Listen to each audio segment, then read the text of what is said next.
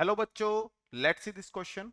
A shuttlecock hit it upward from badminton racket with a velocity of 50 meter per second and it reaches 3 meter from the hitting point in the last second of its upward journey. If the same shuttlecock is hit upward with a velocity of 200 meter per second, then what will be the distance traveled in last second of its upward journey?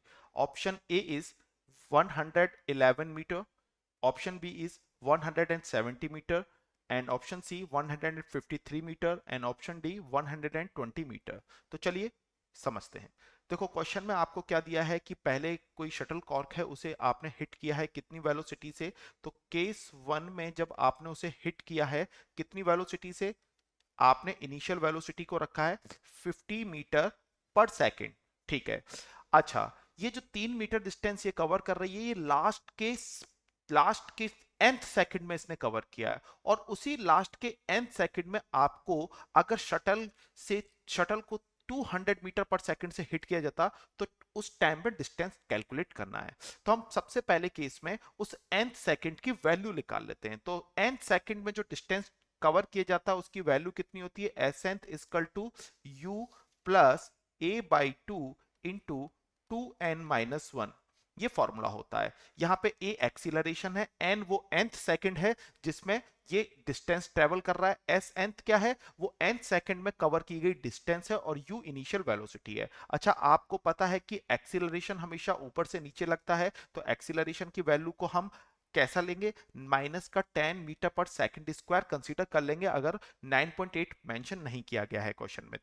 तो फिर यहाँ पे मैं अगर देखूं तो हमें क्या स्टार्टिंग में nth सेकंड का डिस्प्लेसमेंट गिवन है, तो क्वेश्चन में ये गिवन है 3 मीटर, तो यहाँ पे मैंने इस वैल्यू को 3 रख दिया, और आपका इनिशियल वेलोसिटी है 50 को रख दिया, प्लस माइनस का 10/2 इंटू 2n-1।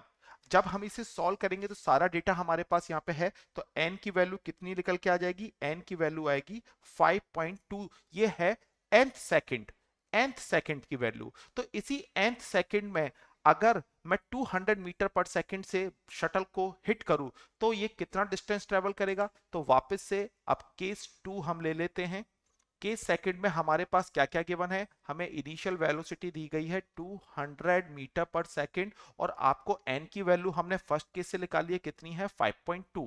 अच्छा, तो फॉर्मूला हमें डिस्प्लेसमेंट का पता है कि sir S nth equal to कितना होता है, u plus A by two into 2n-1। अच्छा, तो एस nth हमें तो कैलकुलेट करना ही है, यानी कि 5.2 सेकंड में कितना उसने डिस्टेंस ट्रेवल किया है, तो 200 माइनस का 10/2 क्योंकि एक्सीलरेशन नेगेटिव ही रहेगा। अच्छा, 2 इंटू 5.2 -1।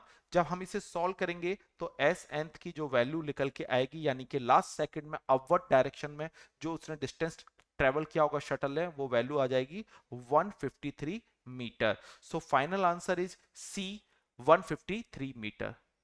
Best of luck.